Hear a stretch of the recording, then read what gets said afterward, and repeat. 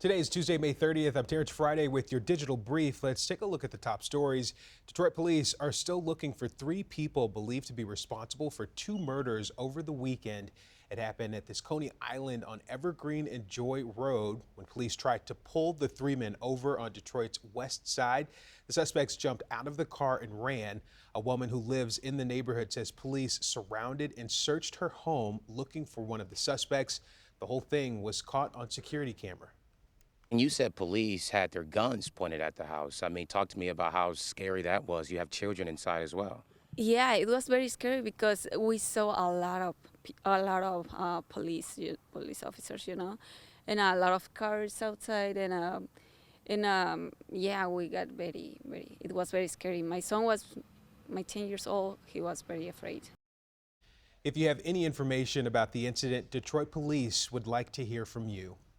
Today, hundreds of our state's top business leaders will be making their way up north to Mackinac Island in the annual Detroit Regional Chambers Mackinac Policy Conference that's happening.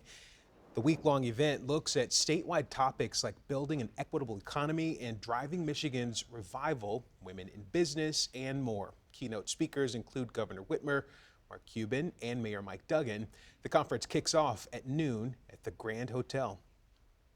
A Dearborn councilman is being recognized for his service while serving in the U.S. National Guard. Lieutenant Kamal Asafwi deployed near the Syrian-Iraqi border back in September. Since then, he's been nationally recognized for helping the homeless and also Iraqi refugees return home for a better life.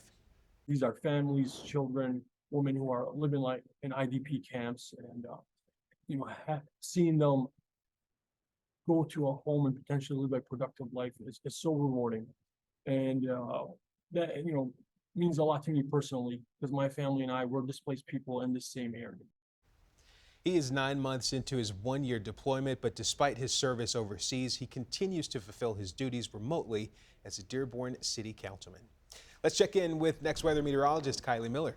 It's going to be another hot day. High temperatures will climb into the 80s. I'm forecasting a high of 87 degrees today for the city.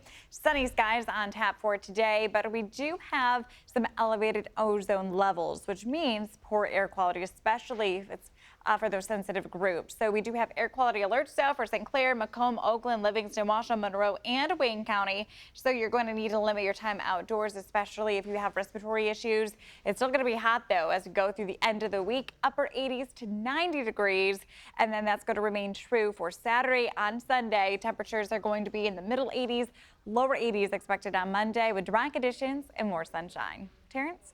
All right, thanks, Kylie. That's going to do it for today's digital brief. For weather, news, and sports, we've got it all covered for you here on CBS News, streaming on the CBS News app and Pluto TV.